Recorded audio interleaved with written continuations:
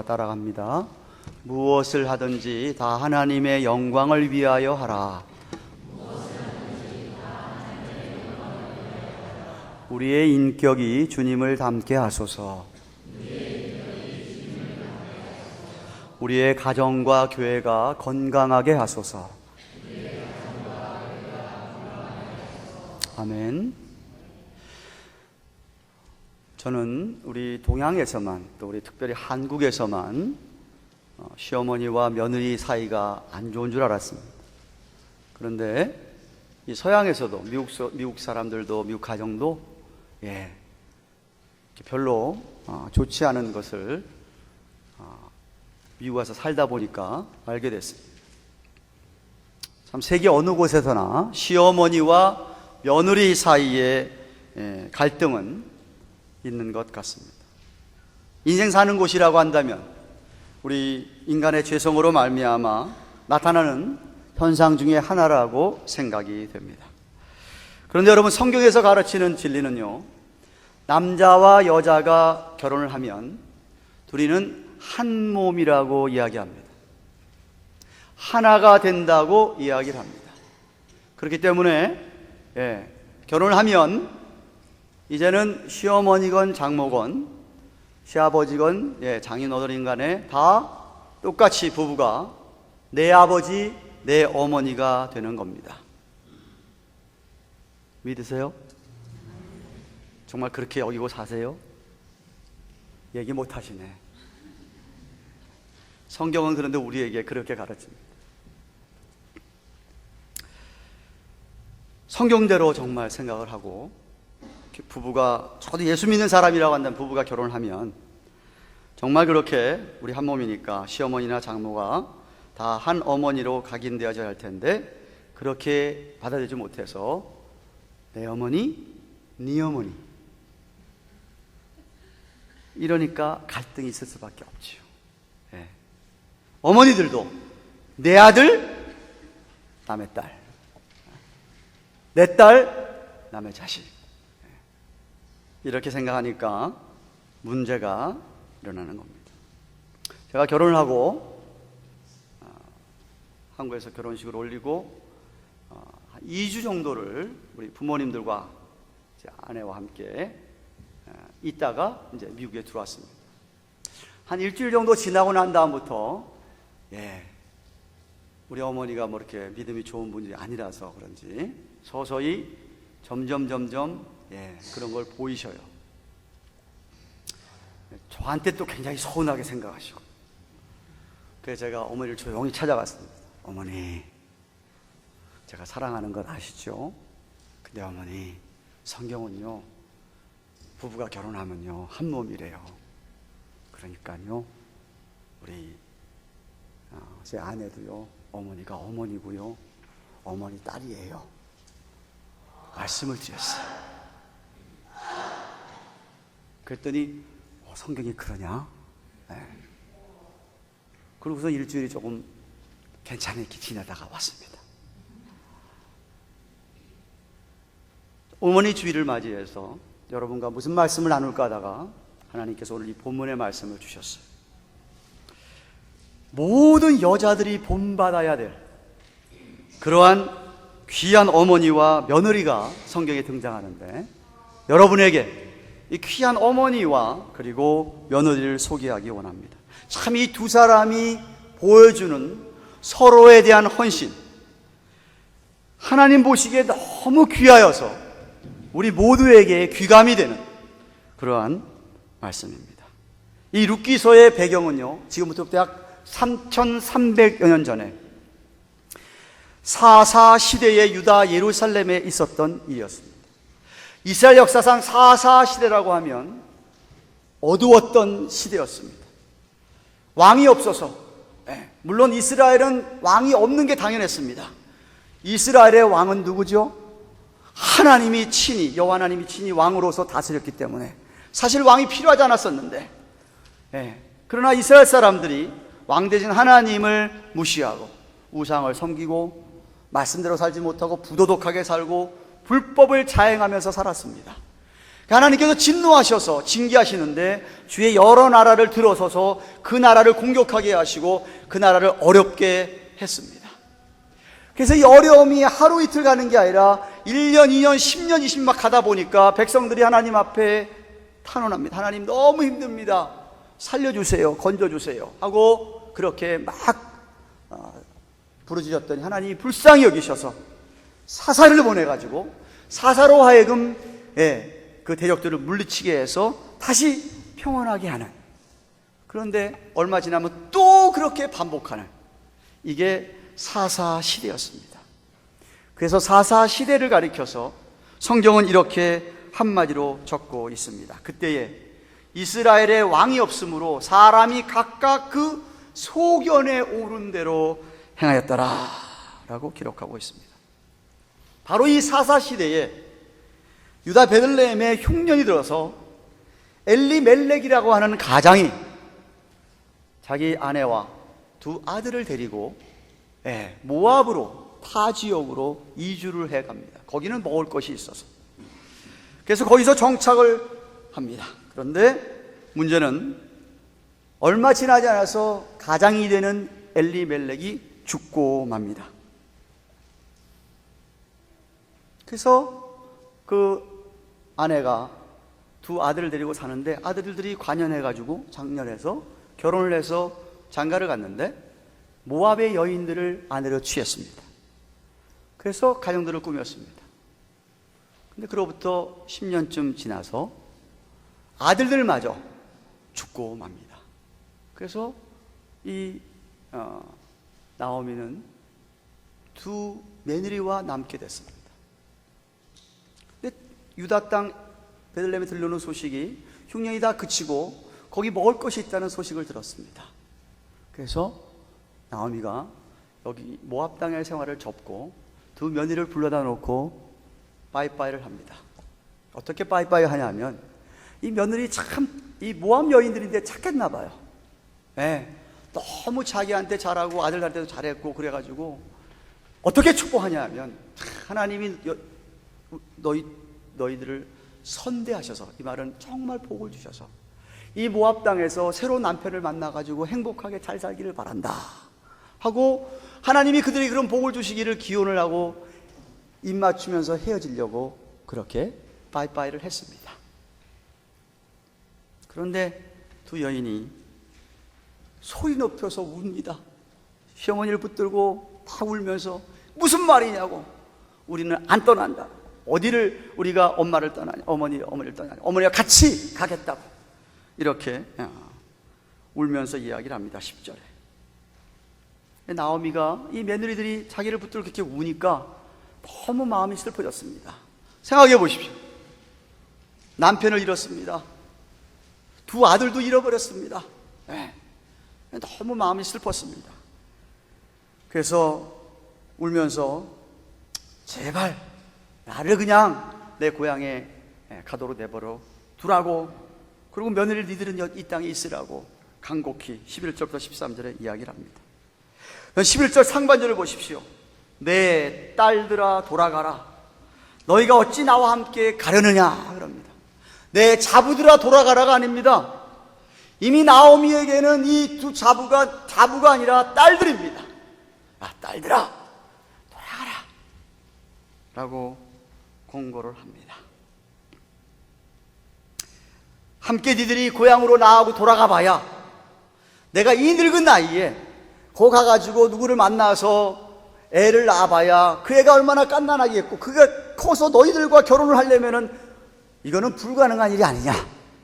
왜냐하면 이스라엘에는 계대 결혼이라는 제도가 있었습니다. 하나님께서 신명기에 이스라엘 자손들 족속의 그 후손들을 이어가게 하기 위해서, 그 자손들을 이어가기 위해서 아들이 많은데 큰 아들이 장가 들었다가 죽으면은 그 며느리가 둘째 아들과 결혼을 하도록 계대 결혼 제도가 있었어요. 그 이야기를 하고 있는 겁니다. 지금 11절 13절에. 그렇지만 지금 내 나이를 생각해 봐서 내가 고향 땅 돌아가서 내가 새로운 남자 만나가지고 애를 안 낳는다고, 그 아들이 큰다고 하는 건 이거는 있을 수 없는 일이니까 니들 둘은 여기 남아서 이 모압 땅, 니들 고향 땅에서 니하고 같은 사람 만나가지고 제발 잘 살아라 라고 또 간곡히 이야기를 합니다. 그러니까 큰 며느리였던 오르바는 그 말을 듣고 남습니다.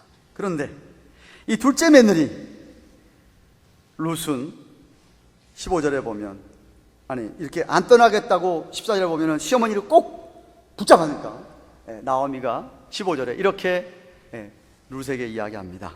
야, 네 동서는 네 백성과 또 그 신에게로 돌아가니까 너도 동서를 따라서 돌아가라 라고 또 권면하는데, 이게 룻이 싫어서 그런 게 절대 아니었습니다. 룻이 싫어서 그런 게 아니라 정말 룻을 배려하는 마음에서, 사랑하는 마음에서, 나 따라가 봐야 고생밖에 안 하니까 그냥 여기서 이렇게 네가 그냥 모압 땅에서 있기를 정말 바라는 마음에서 얘기한 것이었어요. 그걸 어떻게 할 수 있느냐 하면, 여러분 집에 가서 2장부터 4장까지를 한번 읽어보세요. 얼마나 나오미가 룻을 배려하고 케어를 하는지 이루 말할 수가 없습니다. 이건 정말 친딸보다 더할 정도로 케어를 합니다. 그렇게 헌신된 그 나오미, 그 며느리를 딸로 여기면서 그렇게 나오미가 이야기를 합니다. 그랬더니 룻이 어떻게 이야기합니까? 룻이 16절 17절에 이렇게 얘기합니다. 룻이 가로되 나로 어머니를 떠나며 어머니를 따르지 말고 돌아가라고 강권하지 마시옵소서. 어머니 가시는 곳에 나도 가고 어머니 유숙하는 곳에 나도 유숙하겠나이다. 어머니의 백성이 나의 백성이 되고 어머니의 하나님이 나의 하나님이 되시리니 어머니께서 죽으시는 그곳에도 나도 죽겠습니다. 거기서 장사될 겁니다. 만일 내가 죽는 일 위해 어머니를 떠나간다고 한다면 여호와께서 내게 벌을 내리시고 더 내리시기를 원하나이다 라는 참으로 위대한 헌신의 고백을 하고 있습니다. 룻은 정말 그녀의 삶 전체를 시어머니와 시어머니의 하나님에게 헌신했던 것이죠. 왜? 시어머니의 하나님이 자기 하나님이 되었기 때문입니다. 여러분, 헌신이 뭐죠? 헌신은 정말 전심으로 사랑하는 것이 헌신입니다. 정말 룻은 시어머니를 그렇게 사랑했기에, 시어머니가 믿는 그 하나님을 그렇게 사랑했기에 그렇게 헌신할 수 있었습니다. 그 사랑 때문에 자신을 희생하는 것이었죠. 그래서 룻은 시어머니의 헌신 때문에 자기 자신의 개인적인 행복조차 포기하고 자신을 희생하고 지금 타양 땅을 향하여서 가는 어머니 쫓아가겠다고 지금 나서는 것이었습니다.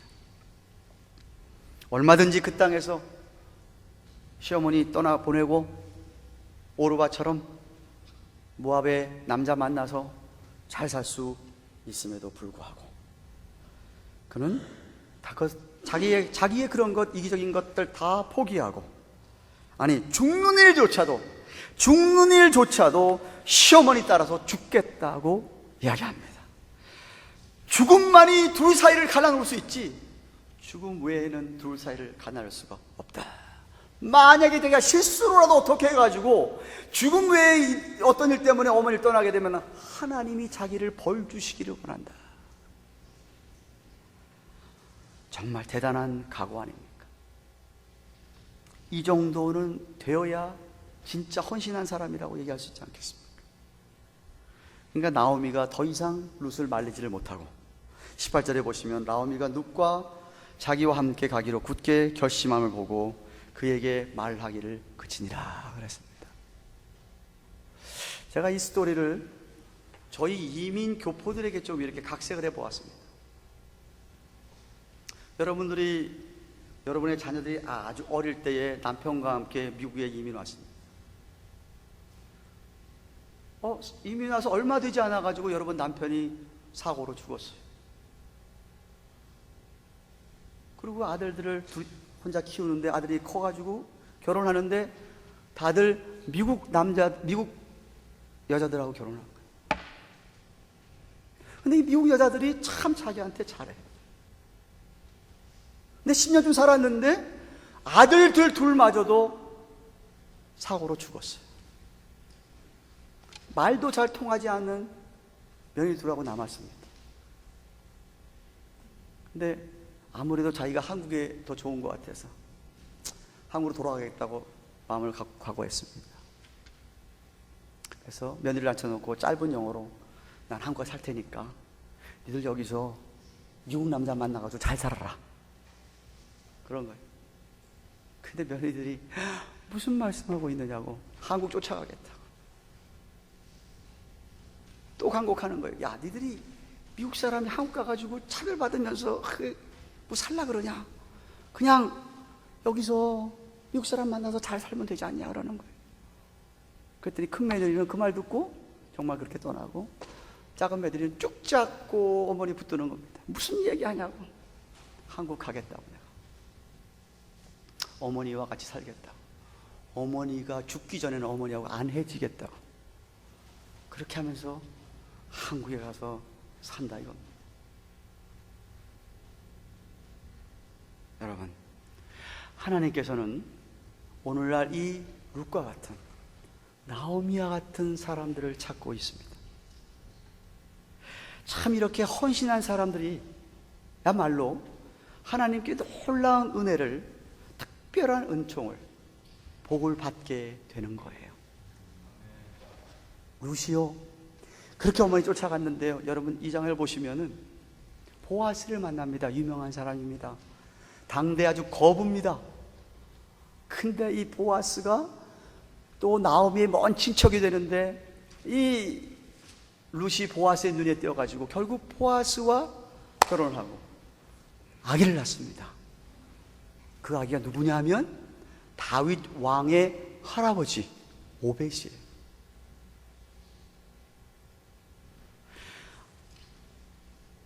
미국 여자가 한국의 시어머니 쫓아서 한국 가서 살다가 거기서 한국 남자 만나가지고 다시 결혼을 했는데, 낳은 아기가 앞으로 될 대통령의 할아버지가 됐다 이 말이에요. 속해요. 이해가 되십니까? 반응이 없어가지고 여러분이 아멘을 잘 안 해가지고. 이해가 되세요? 하나님께서 룻에게 그런 복을 줬다 이거예요. 모압 여인. 네. 모압 여인. 예수님의 족보에 올라가지 않습니까?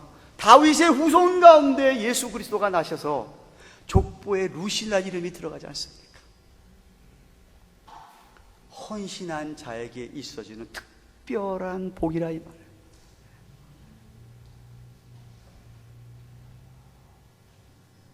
나오미, 인생의 쓴맛을 본 사람이 아닙니까? 네. 생각해 보세요. 이주에 와가지고 남편 죽어버리고 아들 둘 다 죽어버렸어요. 그런 경험이 있으세요? 아무도 없을 거예요, 여러분 가운데. 너무 고통스러운 날들을 살았던 나오미였습니다. 그런데 나오미에게 오벳을 키우는, 다윗 왕의 할아버지를 키우는, 양육하는 놀라운 특권이 주어집니다. 이런 사실을 보면 쓴맛의 인생, 실패한 인생, 그런 인생을 단맛의 인생, 잘 되는 인생으로 바꾸려면 하나님의 특별한 이런 은총이 필요한데, 이 은총이 어떤 사람들이 허락되느냐 하면 헌신된 사람에게 허락된다는 말씀입니다.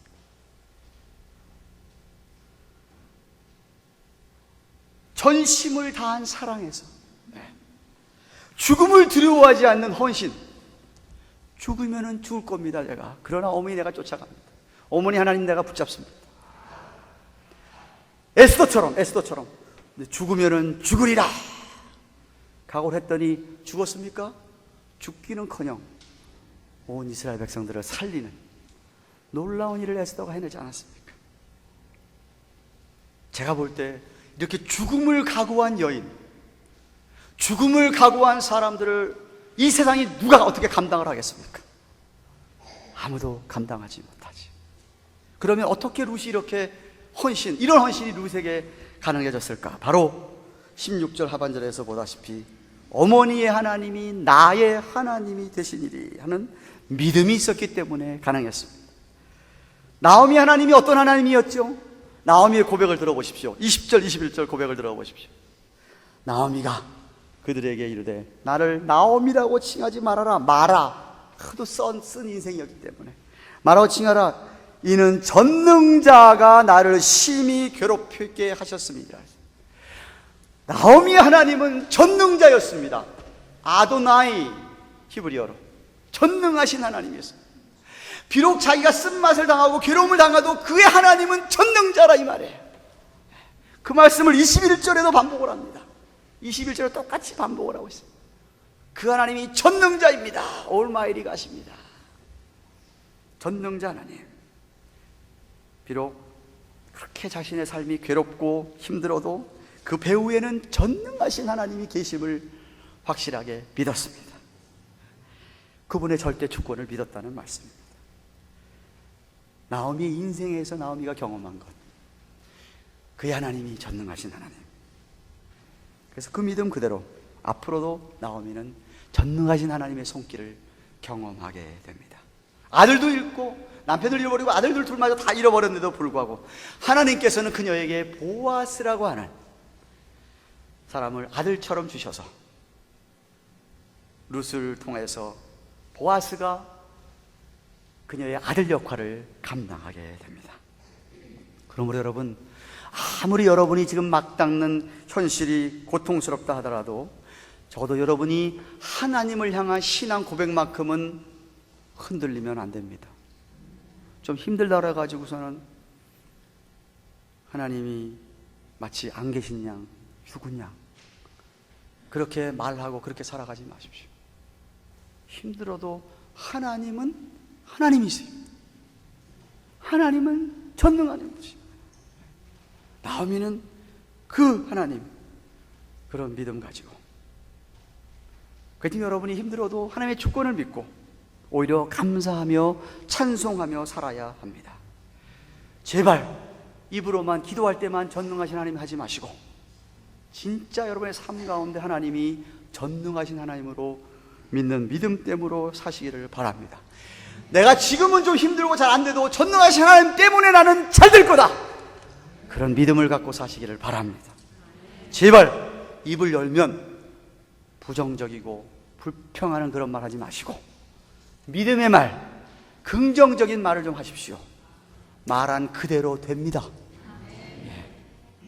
사랑하는 교양가동 교회 여러분, 무엇에든지 헌신하는 인생은요, 그 인생이 정말 아름다워서 사람들로부터 칭찬 들어요. 여러분, 911 사태 터졌을 때에 수많은 사람들이 아우성 그리고 죽어가려고 막 그럴 때 살려달라고 그럴 때에 이 911 신고를 받은 소방대원들, 구조들이 와가지고 한 사람이라도 거기서 건져내 보려고 하다가 얼마나 많은 소방대원이 죽었는지 아십니까? 자기의 잡이 사람을 살리는 구조대원인 걸 알고 그 일에 헌신한 사람들, 후대까지도 그런 사람들 존경을 받고 칭찬을 받는 겁니다. 그런데 우리 하나님에게 헌신하고 하나님 주위에 우리 주위에 있는 사람들에게 헌신한 사람들의 삶이야말로 정말로 아름답고 멋진 인생이라는 겁니다. 그 인생이야말로 정말 향기로운 인생이에요. 왜? 그런 헌신에는 반드시 열매가 맺혀지게 되어 있습니다. 그런 인생은요, 그렇게 살다가 떠나고 나서도 후에도 열매를 거둡니다. 그렇죠. 물론 그렇게 헌신하고 살 수 있는 것도 하나님의 은혜 때문입니다.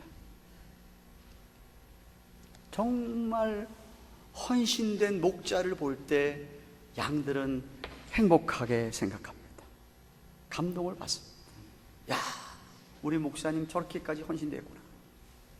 또 목자가 헌신된 양을 볼 때 참 저 양은 저렇게 헌신되어 있구나. 이 목사의 마음에 기쁨을 주고 행복을 주고 보람을 느끼게 합니다. 헌신된 스승을 만난 제자, 이미 복을 받은 것이고, 헌신된 제자를 만난 스승은 얼마든지 그 제자를 위해서 모든 것을 아낌없이 다 주어도 아깝지 않아서 주면서도 행복을 느끼게 되어 있습니다. 또한 자기가 다니고 있는 직장에 헌신되어 있는 직장인을 볼 때에 그 고용주 사장은 급료를 주어도 하나도 아깝지 않고 더 주고 싶어 합니다. 헌신된 사람을 볼 때. 또 내 상사가, 나를 고용하고 있는 사장이 나에 대하여 그렇게 헌신되어 있는 것을 보면 몸 바쳐 그 직장에서 일하게 되어 있습니다.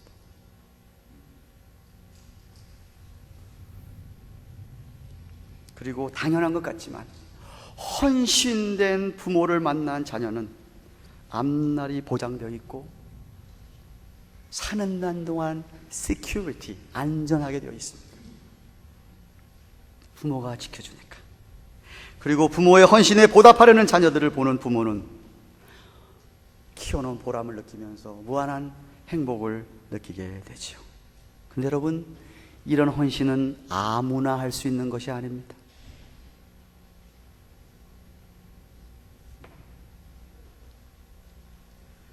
목사라고 다 헌신되어 있지 않더라고요. 양이라고 다 헌신되어 있지 않더라고요. 제자라고 그래서 스승이라고 그래서, 직장 다니는데 직장의 사장이라고 해서, 아니면 직장이라고 해서, 심지어 부모라고 그래서 다 헌신되어 있지 않더라고요. 자식에게. 자식은 물론이고요. 헌신은 아무나 할 수 있는 게 아니더라고요. 그러니까 아무나 하나님의 특별한 은총을 받는 게 아니더라, 이 말입니다. 어떤 사람이 헌신할 수 있습니까? 무엇보다 먼저 헌신의 가치를 아는 사람만이 헌신할 수 있습니다. 헌신의 가치, 다시 말하면 헌신할 때에 하나님의 놀라운 미래에 주실 비전과 소망을 확실하게 아는 사람만 헌신한다, 이 말이에요. 그거 없는 사람은 헌신 못합니다. 나옴이나 룻은 하나님에게 헌신하고 서로에게 헌신할 때 전능자 하나님께서 반드시 무엇인가 이루어 줄 줄을 그들은 확신했기 때문에 헌신했다, 이 말입니다. 그리고 믿음의 사람만이 헌신할 수 있습니다. 헌신이라고 하는 것은 사랑하는 대상에게 자기 자신을 다 쏟아붓는 게 헌신 아니겠습니까? 근데 믿지도 못하는데 어떻게 다 쏟아붓습니까? 믿기 때문에 쏟아붓는 거 아니겠습니까? 트러스트 하니까. 불신하는데 내가 어떻게 쏟아붓습니까? 그럴 수가 없지 않습니까? 룻은 어머니를 전적으로 믿었습니다. 어머니 하나님을 전적으로 믿었기 때문에 헌신할 수 있었다, 이 말이에요.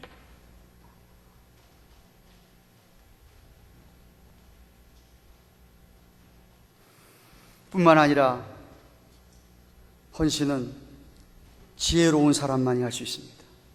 지혜는 분별력을 일으킵니다. 뭐가 옳고 그른지를 아는 사람이 바른 헌신을 할 수 있고, 이 미래의 어떤 앞날을 내다보는 어떤 통찰력, 인사이트가 있어야, 그래야 헌신이 가능한 것처럼 지혜가 있는 사람만이 헌신합니다.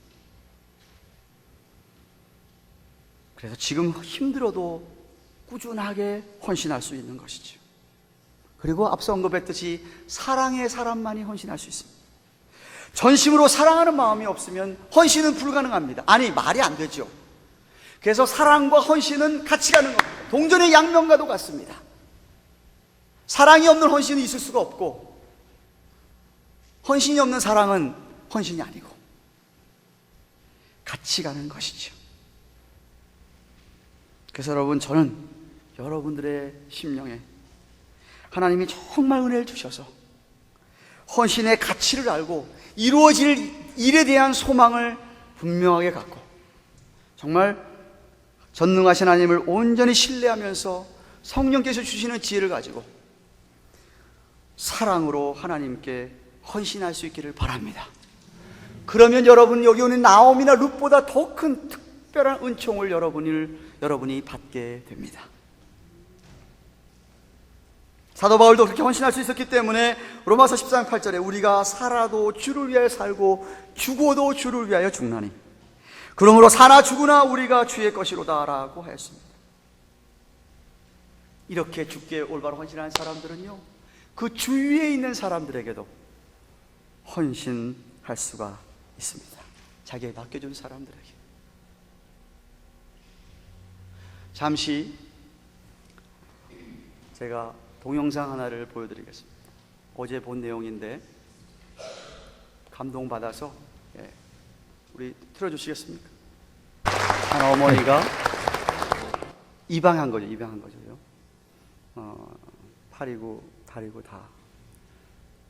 보면서 제가 느낀 게 뭐냐면 그 어머니가 입양을 하는 그 아기에 대한 어떤 그런 헌신이 없었다면 저렇게 잘 컸을 수 있었을까? 헌신은 반드시 좋은 결과를 나타내게 되어 있습니다. 여러분들의 헌신이 어떤지요? 특별히 어머님들, 참 여러분들의 헌신으로 말미암아 오늘의 우리의 가정과 교회가 있게 된 줄로 믿습니다. 여러분들의 헌신이 없었으면 이 자리에 이 시간까지 우리의 가정이나 교회가 있을 수 없었을 겁니다. 근데 바라옵기는 다시 한번 우리의 헌신을 생각해 보면서 우리가 루시나 나오미처럼 그런 헌신이 되어져서 이전에 맛보지 못한 하나님의 더 큰 은총을 체험할 수 있기를 축원합니다. 어찌하든지 여러분 소망 가운데 사십시오. 어찌하든지 믿음으로 사십시오. 그리고 어찌하든지 성령님의 은혜로 사시고 무엇이든지 여러분이 사랑으로 헌신하시기를 바랍니다. 때가 되면 열매를 거두게 되어 있습니다. 이 땅을 하직하더라도 그 훗날에 여러분들의 헌신의 열매를 후손들이 반드시 거두게 될 것입니다. 그러므로 지금 여러분의 삶이 고달프고 어렵고 힘들더라도 잘 참고 인내하시면서 지속적으로 헌신하시기를 축원합니다. 첫째는 우리 하나님에게 헌신하시고, 둘째 여러분 주위에 맡겨주는 자들에게 여러분이 헌신하시기를 바랍니다. 그러면 여러분들뿐만 아니라 우리의 인생이 바뀌어질 것이고 하나님께 정말 기뻐하시고 주위의 영혼들을 정말 여러분들이 존경을 받게 될 것입니다. 우러러 보면서 본받으려고 하실 거예요. 여러분에게 묻고 같이 기도하기 원합니다. 여러분의 헌신은 어떻습니까?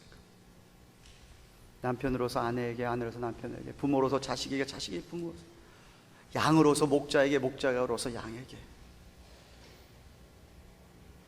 직장에서도 마찬가지고요, 세상 삶에서도 마찬가지고요. 여러분이 얼마나 헌신하셔서 살고 계신지 생각하면서 한번 같이 통성으로 기도하기 원합니다. 기도하겠습니다. 주님, 우리에게 룻과 나오미처럼 헌신한 은혜가 있게 도와주시옵소서.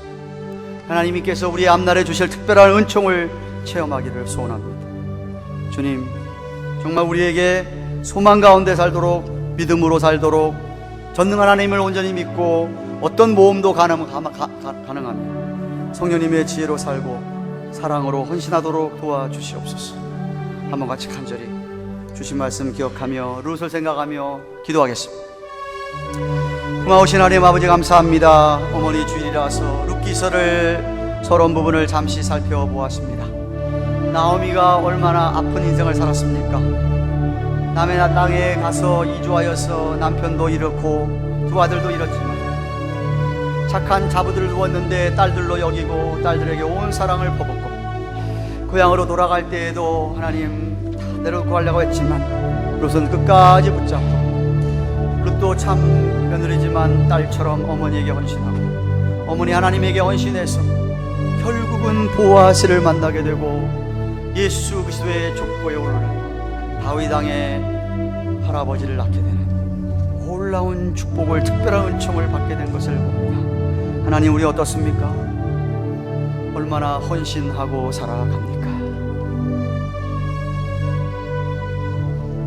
부모로서 자녀에게, 자녀로서 부모에게, 목사로서 양에게, 양으로서 목사에게, 스승으로서 제자에게, 제자에게서 스승에게. 아니, 직장생활 한다 하더라도 얼마나 헌신된 모습으로 감당하고 있습니까? 주여, 죄악 가운데 속한 당신의 백성들에게 룻과 같은 헌신의 사람들이 많게 해주셔서 하나님의 특별한 은총이 몸된 교회와 사랑하는 주의 백성들에게 가정가정마다 있게 하여 주시옵소서. 믿습니다.